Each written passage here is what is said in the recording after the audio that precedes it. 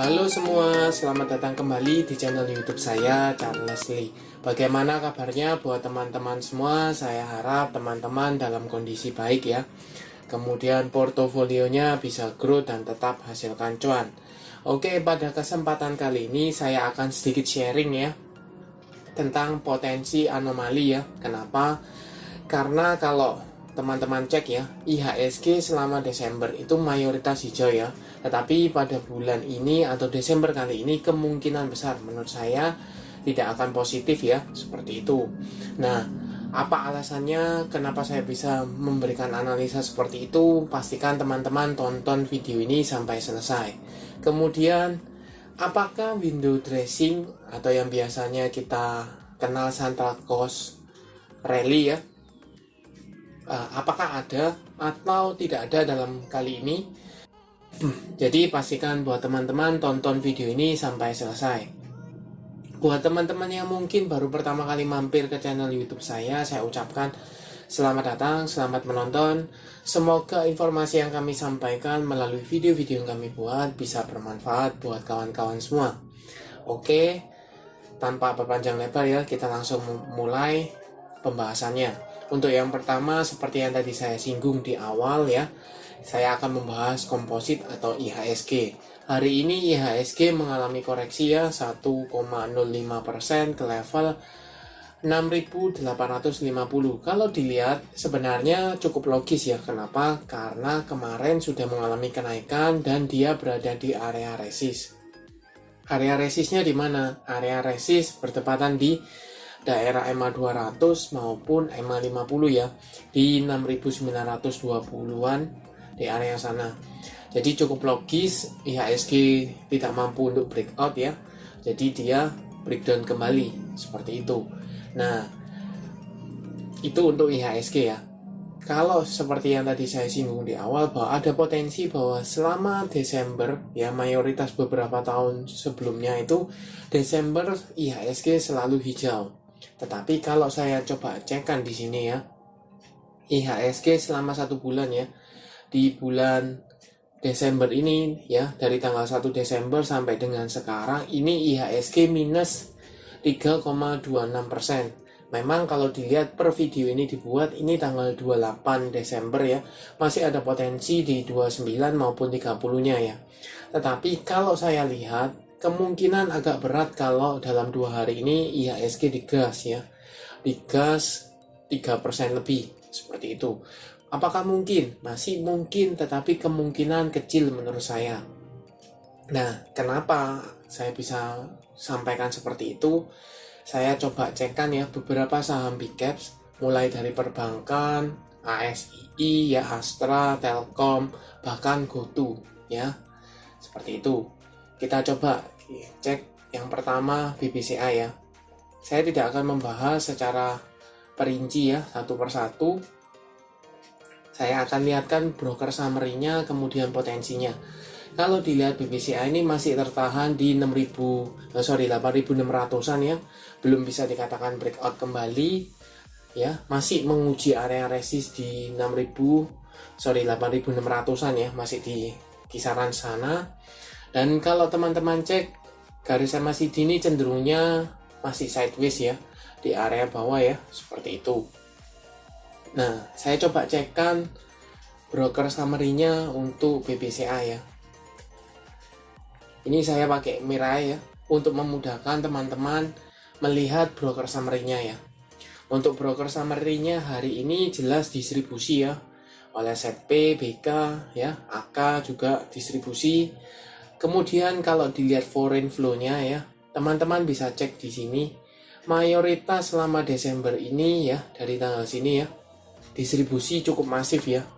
Untuk BBCA hanya per sampai tanggal 28 Desember hanya sekali akumulasi, itu pun 66 jutaan ya, 66 jutaan. Jadi kurang lebih tidak terlalu banyak dibandingkan dengan distribusinya.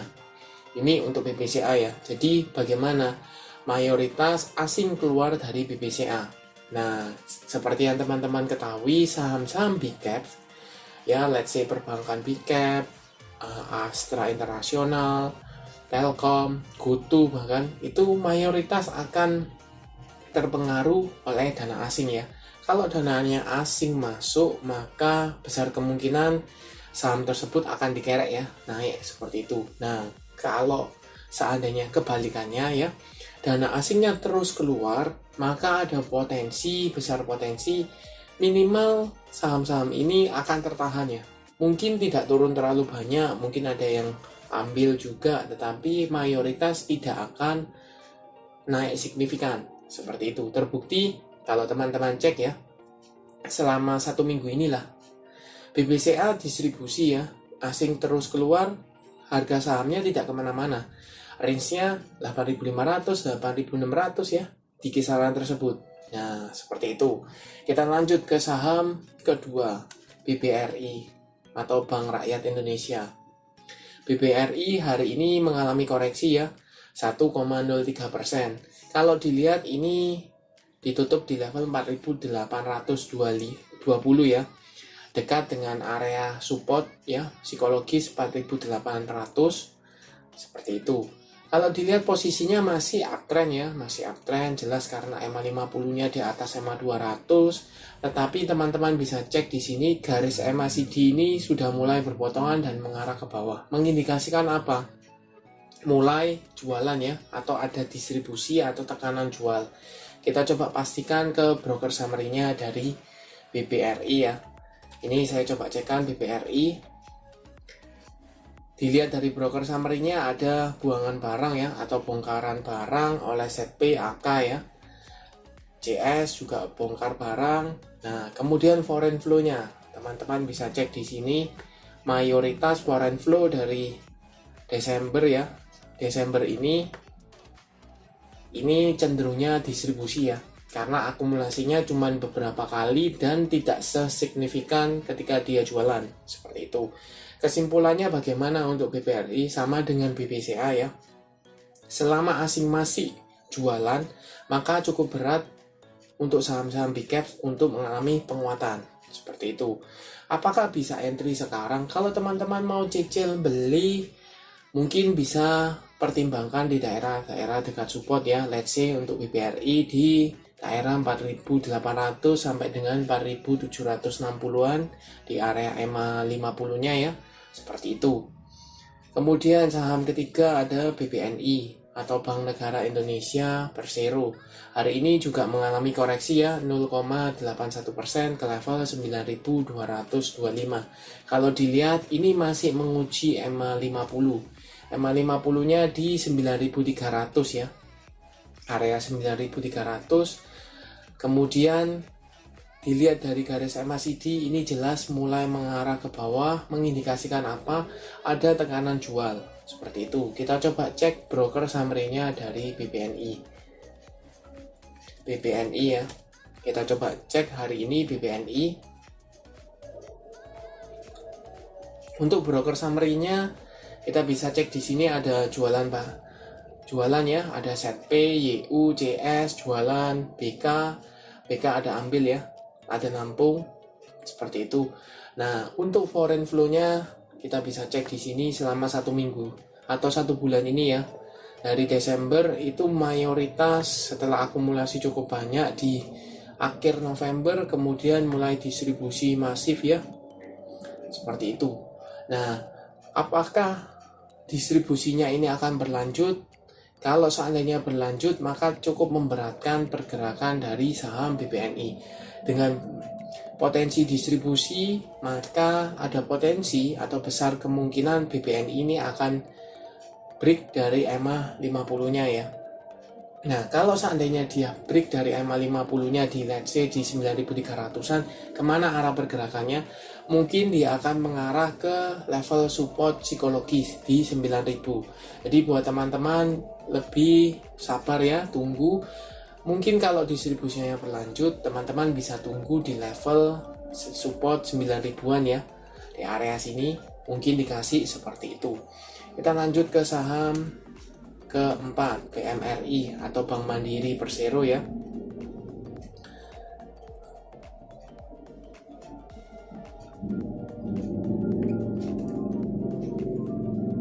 Bank Mandiri Persero ya. Untuk Bank Mandiri hari ini mengalami kenaikan ya. Kenaikan, candlenya kurang bagus ya.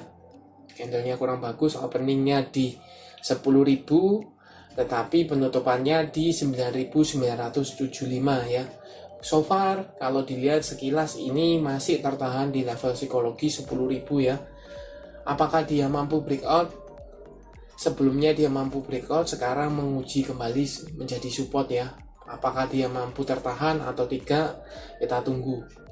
Tetapi kalau dilihat sama dengan BBCA, BBRI, BBNI ya, garis MACD-nya ini mulai mengarah ke bawah, mengindikasikan apa? Asing keluar atau ada distribusi tekanan jualnya. Kita coba pastikan di broker summary-nya ya. BMRI. Untuk BMRI jelas di sini ada BK buang barang ya. AK buang barang, CS buang barang. Foreign flow-nya jelas di sini. Kita bisa cek di sini ya, distribusi masif karena akumulasinya tidak seberapa ya per Desember ini. Jadi mayoritas distribusi. Nah, kalau seandainya distribusi tetapi harganya masih dijaga di level 10.000, mungkin teman-teman bisa spekulasi buy ya. Untuk coba-coba spekulasi itu mungkin masih bisa ya, karena posisinya masih tertahan di EMA 50. Nah, andai kata kalau teman-teman misalnya beli sekarang kemudian dia turun, teman-teman bisa tunggu di daerah bawah untuk tambah muatan sehingga averaging price-nya lebih murah. Ya, seperti itu. Perbankan sudah, kita lanjut ke ASII atau Astra Internasional ya. Untuk Astra Internasional hari ini juga lanjut mengalami penurunan ya.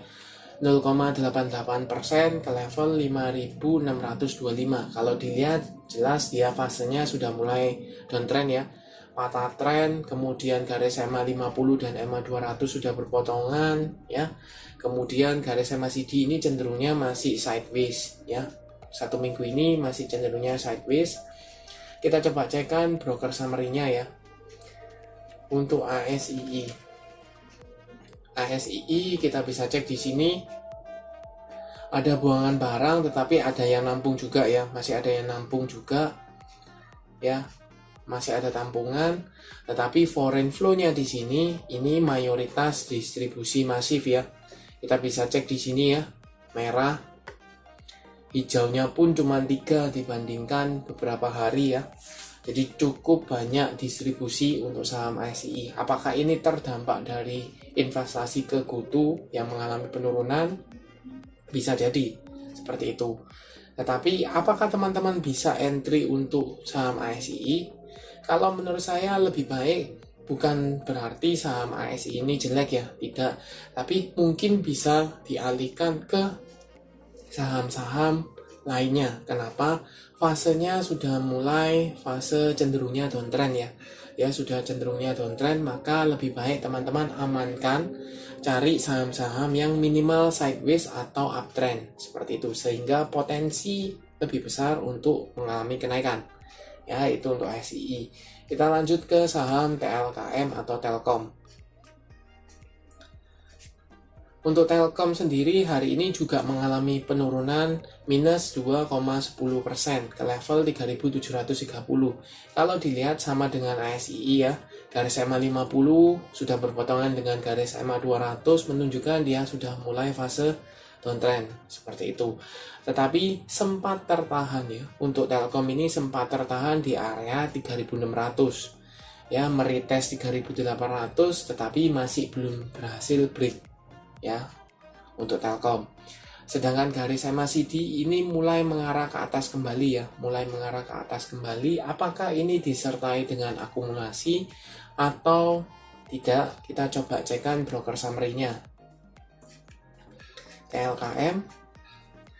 Untuk TLKM jelas ini ada yang nampung ya, BB, akumulasi, PD juga ya, yang buang barang ada ZP, RX, AK.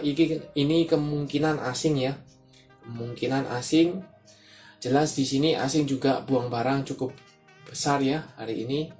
Nah, kalau teman-teman cek selama 1 bulan ini mayoritas full distribusi ya, hanya sekali ada akumulasi, itu pun minor ya, cuma 22 juta sekian. Jadi mayoritas tidak terlalu banyak, seperti itu. Nah, apakah dampak dari GoTo sama dengan ASI? Karena investasi di saham GoTo mengakibatkan rugi investasi, memberatkan laba dari Telkom. Kita tidak tahu ya, tetapi kalau dilihat ada kemungkinan atau ada potensi mengarah ke sana, seperti itu ya. Pasti berpengaruh terhadap laporan keuangan dari TLKM, sehingga direspon mungkin dari asing yang punya data atau informasi lebih banyak ya, mulai jualan barang ya. Karena kenapa saya bisa sampaikan seperti ini, karena tidak mungkin asing mayoritas akan buang terus barangnya ya, kalau dia tidak punya pertimbangan. Apakah dia profit taking karena dia sudah ambil di daerah bawah, atau ada sentimen yang cukup memberatkan pergerakannya sehingga cukup waktunya atau sudah waktunya dia out dari saham tersebut, seperti itu. Nah, TLKM sudah, sekarang bahas yang terakhir ada GoTo.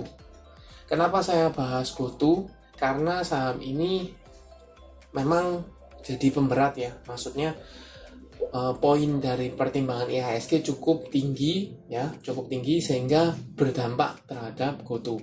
Kalau tren jelas, nah teman-teman sudah tahu fasenya, dia sudah fase downtrend untuk GoTo. Hari ini pun GoTo ditutup stagnan ya di level 91. Kalau dilihat garis MACD cenderungnya sideways beberapa hari atau beberapa minggu ini, cenderungnya sideways. Nah, kita coba cekkan broker summary-nya dari GoTo. Untuk GoTo kita bisa cek di sini CC buang barang ya, CC, CP, YU buang barang ya. Tetapi asing kalau dilihat ini ada akumulasi tapi minor ya, tidak terlalu banyak. Kita bisa cek di sini dari tanggal 1 sampai dengan sekarang mayoritas distribusi, bahkan ada distribusi masif ya, 900 jutaan dan 168 jutaan di tanggal 13 dan 14 ya. Menunjukkan apa? Ini asing keluar atau jualan di saham GoTo. Apakah profit? Saya rasa kemungkinan tidak profit ya, karena kalau dia misalnya punya pada waktu IPO pun itu harganya ya sempat dibawa di 300-an ya. Kalau seandainya dia akum pun ya, misalnya dia akumulasi pun di harga bawah serok katakanlah under 200 pun, kalau sekarang masih punya itu sudah minus ya, sudah minus seperti itu. Jadi bukan floating profit maupun saya rasa floating loss seperti itu. Nah, kesimpulannya bagaimana? Kalau teman-teman tadi cek ya, mulai dari BBCA, BBRI, BBNI, BMRI, ASII, Telkom, dan GoTo, kita bisa tarik kesimpulan ya, mayoritas asing keluar dari saham-saham ini. Nah, kalau asing yang keluar dari saham-saham big caps-nya kita, maka kemungkinan besar IHSG kita akan tertahan, malah cenderungnya mengalami penurunan. Seperti itu.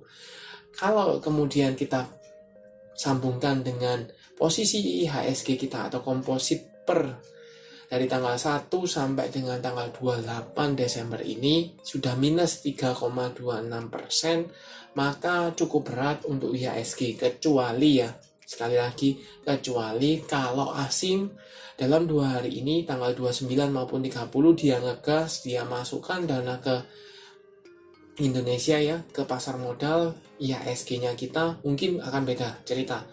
Kalaupun itu dilakukan, seberapa banyak supaya bisa mengangkat IHSG yang tadinya minus 3%-an ya, 3,2-an menjadi plus, minimal plus seperti itu. Supaya apa? Melanjutkan historical ya. Nah, kalau dari penjelasan saya ya, penjabaran dari yang analisa saya menarik kesimpulan bahwa potensi untuk kali ini, Desember kali ini, IHSG kita tidak melanjutkan historicalnya, bahwa IHSG selama bulan Desember itu selalu hijau ya, seperti itu. Mungkin untuk pertama kalinya IHSG di bulan Desember mengalami koreksi atau merah seperti itu. Nah, apakah ada Santa Claus rally atau window dressing, saya rasa kalaupun ada mungkin tidak akan signifikan, ya, kenaikannya tidak terlalu signifikan. Seperti itu. Apakah teman-teman sependapat? Feel free for comment ya. Teman-teman bebas untuk berpendapat. Mungkin teman-teman ada pandangan yang lain, silakan berkomen ya. Tapi yang bisa saya sampaikan adalah ada besar potensi after atau tahun depan, awal tahun Januari, mungkin saham-saham yang tadinya dia distribusi ya, asing keluar, mungkin akan diambil ya, diambil kembali untuk diakumulasi ya, seperti itu. Oke, sekian untuk video kali ini. Terima kasih sudah menonton sampai akhir. Jangan lupa like, share, dan subscribe channel YouTube saya, dan nantikan video analisa saham berikutnya. Sampai jumpa.